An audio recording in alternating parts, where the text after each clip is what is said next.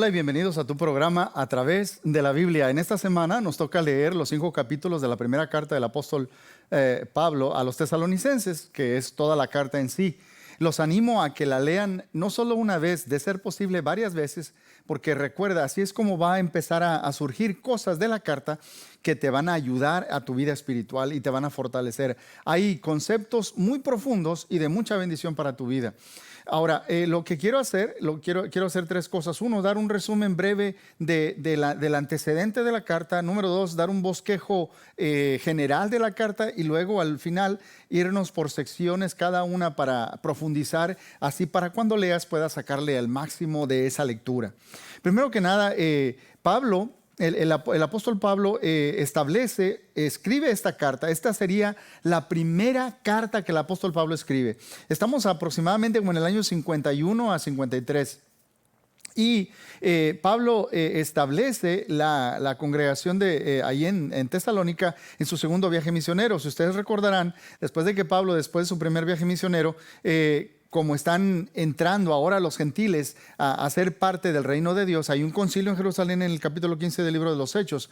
Entonces, en este segundo viaje, yo sé que es misionero, pero también creo que es uno de los episodios más difíciles para el apóstol Pablo, porque están repartiendo cartas, las cartas que escribió Santiago, que vienen desde el concilio de Jerusalén para los gentiles. Luego de que llega por Iconio, Listra y Derbe y reparte todas estas cartas y anima a los hermanos, es ¿a dónde voy ahora? Voy a Bitinia, se le cierra la puerta. Voy para este lado, se me cierra la puerta. Hasta que recibe una visión de un hombre macedonio, o sea, cruza y llega a Europa el evangelio. Ustedes recuerdan que llega primero a Filipos y cómo sufrió en Filipos, cómo estuvo en la cárcel en Filipos, cómo tenemos a una mujer que se convierte, tenemos al carcelero que se convierte. Luego llegan ya hablamos de Filipenses y la importancia que tenía esa ciudad, pero ahora vamos a Tesalónica. Tesalónica era la capital de toda esa región de Macedonia para los romanos. Era una ciudad grande, cosmopolitana, muy importante, etc. Y Pablo, si leemos en el libro de los Hechos, capítulo 17, que llega, y lo maravilloso, mis hermanos, es que en cuestión de unas 2-3 semanas, la gente está aceptando a Jesucristo, está viniendo a Cristo, pero las mismas personas que le dieron problemas a Pablo desde Filipos ahora vienen hasta Tesalónica, y Pablo se tiene que ir. Llega a Berea también. Y ahí pueden leer acerca de lo que pasa con Jasón, cómo lo tienen en la cárcel y piden que se pague una multa para sacarlo, etc. Sigue en Berea, pero los hermanos en Berea dicen: bueno, Pablo, tú te tienes que ir, se pueden quedar tus acompañantes, Silas y Timoteo se pueden quedar aquí. Pero él se va, llega a Atenas, después de Atenas se va a Corinto. Esta carta, que es la primera, la escribe desde Corinto, y es entonces cuando él manda a Timoteo, y ahora regresa a Timoteo, porque estaba en Atenas. Cuando regresa, le traen las noticias y le dice de cómo está la situación en Tesalónica. Quiero que entiendan que está escribiendo esta carta con 2 propósitos. Él quiere animar a los hermanos porque están haciendo lo correcto, está bien contento por el reporte que le ha traído Timoteo, y también los quiere ver con algunas situaciones que están surgiendo, porque aunque hubo un auge pronto de los hermanos, es importante, quiere Pablo, que entiendan algunas cosas que pueden suscitarse. Entonces, a forma de entender esto, lo podemos ver de 2 maneras. En los capítulos del 1 al 3 son cosas personales y biográficas que escribe el apóstol Pablo, y ahí vemos cómo alaba a los hermanos por el reporte que les acaban de dar, cómo ha crecido su fe y su amor y su esperanza, cómo son imitadores de Cristo y están sufriendo también como los hermanos sufrieron persecución, y de hecho tienen ya reputación. En toda Macedonia se sabe acerca de cómo son estos hermanos en Tesalónica. Luego él dice: yo fui animado y confortado con el reporte que me trajo Timoteo. La segunda parte es la exhortación. En los capítulos del 4 al 5 es la exhortación o instrucción, y ahí habla que debemos vivir en santidad, debemos evitar el pecado sexual, habla que debemos trabajar con nuestras manos, ocuparnos, no solamente estar esperando la segunda venida, sino hay que trabajar y ser generosos. Después habla de que algunos ¿qué pasa con aquellos que ya murieron en Cristo?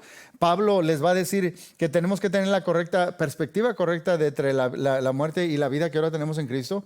y luego habla del día del Señor y finalmente les da instrucciones prácticas. De entre eso empieza con una oración y luego habla del capítulo 1 al 3 y luego hay una oración en medio que nos dice de lo que básicamente la oración cubre las preocupaciones que tiene y termina con una oración al final. Ahora, es importante que entendamos esto. El apóstol, como está empezando la iglesia, la persecución fue tal que él tuvo que salir de ahí. Se va a Berea, y luego a Atenas, y luego a Corinto. Esta carta es para saber cómo están. Envió a Timoteo para saber cómo están. Y el reporte que le trae Timoteo es tan especial que Pablo dice esto en el capítulo 3, el versículo 6, dice, pero cuando Timoteo volvió de vosotros a nosotros y nos dio buenas noticias de vuestra fe, fíjese, de vuestra fe, amor y que siempre nos recordáis con cariño, deseamos vernos como también nosotros a vosotros. O sea, hay un deseo, entiendo que ustedes nos quieren ver. Y entiendo que están caminando en amor y que están caminando en fe. Los alaba. Eso es algo maravilloso, mis hermanos. Ojalá se diga de todos nosotros así, especialmente como congregación.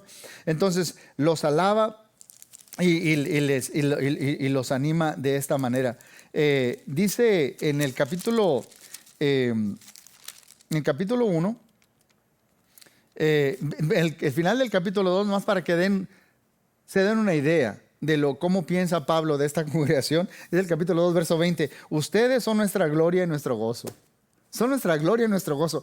Qué bello que un plantador de iglesias, que este evangelista, que este apóstol se siente tan gozoso y dice, ustedes son nuestra gloria y nuestro gozo. Bien. Timoteo trae un buen reporte, habla de la fidelidad y el sufrimiento de los hermanos, en el capítulo 2, verso 14, que ellos están viviendo en amor y en fe, como acabamos de leer el capítulo 3, versos del 4 al 6, que están viviendo en amor unos con otros, el capítulo 4, verso 9, y les expresa que ellos han sido imitadores y ahora han sido buenos ejemplos y la palabra ahora tienen reputación en toda Macedonia. Pero la iglesia cubre varios problemas. Voy a enumerarlos rápidamente, mis hermanos. La predicación de la segunda venida perturbó a algunos hermanos y dice, ¿qué va a pasar? Vamos a esperar la segunda venida del Señor, y algunos han dejado de hacer sus obras cotidianas, han dejado aún de trabajar. Capítulo 4, verso 11. Algunos están preocupados. ¿Qué va a pasar con aquellos que murieron en Cristo? Se van a perder de la venida del Señor, y Pablo les dice que no, que de hecho ellos nos van a preceder en ese proceso. Capítulo 4, versos del 13 al 18. También hay una falta de respeto aparentemente de los que trabajan entre ellos, y el capítulo 5, versos del 12 al 14 los aborda. Hay un peligro de volver a la inmoralidad, y les recuerda que a santidad nos ha llamado el Señor, el capítulo 4, versos del 3 al 8. Hay un ataque verbal de ciertos hermanos a Pablo, tiene opositores, incluso lo consideran como que fuera un dictador, y Pablo abarca de esos problemas en el capítulo 2, verso 5 y verso 9, y el verso 6, 7 y 11. Y también hay cierta división que se está dando, hay una amenaza, y entonces él los exhorta a amarse fraternalmente, capítulo 4, versos 9 y capítulo 5, verso 13. Ahora, es interesante porque esos problemas, mis hermanos, esta carta es tan relevante porque estamos empezando el tercer milenio y la iglesia sigue batallando con problemas similares a esos que estaban pasando la iglesia en Tesalónica. Bueno, en los capítulos del 1 al 3, como les dije, empieza Pablo con una oración. Y en esa oración, el capítulo 1 del versos del 1 al 5, él felicita o alaba a los hermanos por su fe, porque están viviendo en amor. Y es un amor que se expresa, son caritativos con los demás, etc. Y están con una esperanza fija en la venida del Señor cuando haga todas las cosas correctas. Esto es maravilloso, dice el verso 3, dice que sin cesar delante de Dios ha oído de la obra de su fe, del trabajo de amor y de su constancia en la esperanza. Eso es maravilloso, mis hermanos, cómo los alaba. Luego en los versículos del 6 al 10 del capítulo 1, Pablo les recuerda cómo ellos se convirtieron en el versos 9 y 10, se convirtieron de ser politeístas idólatras y ahora pasaron a creer en el Dios vivo y verdadero, y tienen la esperanza, están esperando ansiosamente la segunda venida del Señor. En el capítulo 2, versículos del 1 al 12, habla Pablo de la misión que él tuvo cuando estuvo entre ellos. Y ahí da dos ilustraciones que para mí son muy interesantes, mis hermanos. Pablo les dice que él no fue con palabras para tratar de convencerlos o él quería sacar algo de ellos. No, por el contrario, él estuvo entre ellos como una nodriza, como una mamá. Dice el verso 7, fuimos nosotros como la nodriza cuida con ternura a sus propios hijos. Fuimos tiernos con ustedes. No fuimos con tal de sacarles algo, fuimos tiernos para con ustedes. En el verso 11, no solo como una madre, sino como un padre, dice el verso 11, así como también sabéis, como el padre a sus hijos, exhortamos y consolamos a cada uno de vosotros. Estuvimos exhortándoles, animándolos, como instruye un padre, y consolándolos en el proceso de crecimiento que tienen. Entonces, esas dos figuras hablan muy excelentemente de cómo se conducía Pablo, especialmente cuando estuvo, aunque fueron unas cuantas semanas ahí en Tesalónica, cómo estuvo entre ellos como una madre con ternura, como un padre exhortando y consolando con amor. Y en el verso 8 los llama a ese servicio en amor. Dice, tan grande es nuestro afecto por vosotros que hubiésemos querido entregaros no solo el evangelio de Dios, sino también nuestras propias vidas, porque llegáis a seis muy queridos. O sea, en ese poco tiempo, dice Pablo, yo los amo tanto y los amé tanto y estoy orando por ustedes que hasta envié a Timoteo, pero yo me hubiera gustado no solo darles el evangelio, me hubiera gustado quedarme con ustedes y estar ahí con ustedes. En el capítulo 2, versos del 13 al 16, habla de la comunión persecución, porque como los hermanos que estaban en Filipo, que habían hecho problemas, que sacaron a Pablo de Tesalónica, ahora por vivir de una manera santa, estos cristianos tienen oposición de la cultura, de judaizantes, de muchas partes, y él los exhorta, dice, porque esas participaciones ustedes están pareciendo a los mismos padecimientos de Cristo. En los capítulo 2 versos del 17 hasta el capítulo 3 verso 10, Pablo les recuerda cómo los amaba tanto que por su preocupación envía a Timoteo, y que el reporte que ahora le trajo Timoteo lo llenó de gozo. De él dice, ustedes son nuestra gloria y nuestro gozo, en el capítulo 2 verso 20. Bien, luego tenemos la oración aquí en medio, en el capítulo 3 versos del 11 al 13, que habla, fíjese lo que dice más: el mismo Dios y Padre nuestro y nuestro Señor Jesucristo dirija nuestro camino a vosotros, y el Señor os haga crecer y abundar en amor unos para con otros y para con todos, como también hacéis vosotros con vosotros mismos. Dice, para que seáis afirmados en vuestros corazones, irreprensibles en santidad delante de Dios nuestro Padre y en la venida de nuestro Señor Jesucristo. Y abarca esos tres problemas que estamos viendo acá: la pureza, el concepto de que hay que trabajar, y qué va a pasar cuando venga Cristo y los que ya murieron en Cristo. Por lo tanto, quiere que crezcan. Sé que están haciendo buen trabajo y los alaba, pero quiero que abunden aún más en eso. Recuerda, no importa dónde estés tú, puedes en cualquier virtud de que estás siguiendo a Cristo, puedes crecer todavía más y crecer más en eso, que es lo que pide Pablo por ellos. En el capítulo 4, versos del 1 al 8, habla de la vida de santidad y la pureza. Dios nos ha llamado a vivir en santidad. Hay tentaciones, dice, ustedes deben vivir con su esposa, con su cónyuge, su esposo, en santidad y honor.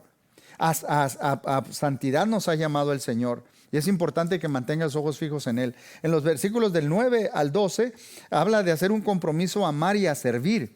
En vez de quedarse esperando a la venida del Señor, sigue haciendo las cosas que debes hacer. Sigue trabajando con tus manos. Debemos ser conocidos como personas que trabajan, que están activos en el trabajo y que pueden ser generosos. En los versículos del 13 al 18, nosotros tenemos una esperanza, y el apóstol Pablo está diciendo, algunos están preocupados por aquellos que ya murieron en Cristo. ¿Qué va a pasar? Bueno, así como cuando, me voy a adelantar con el capítulo 5, así como cuando venía un emperador y lo salen a recibir, nosotros vamos a recibir al Señor en las nubes, vamos a ser tomados con Él, pero no vamos a preceder a los que ya murieron en Cristo. Ellos van a resucitar y ellos van primero, y luego los que estemos vivos vamos a estar para siempre con el Señor.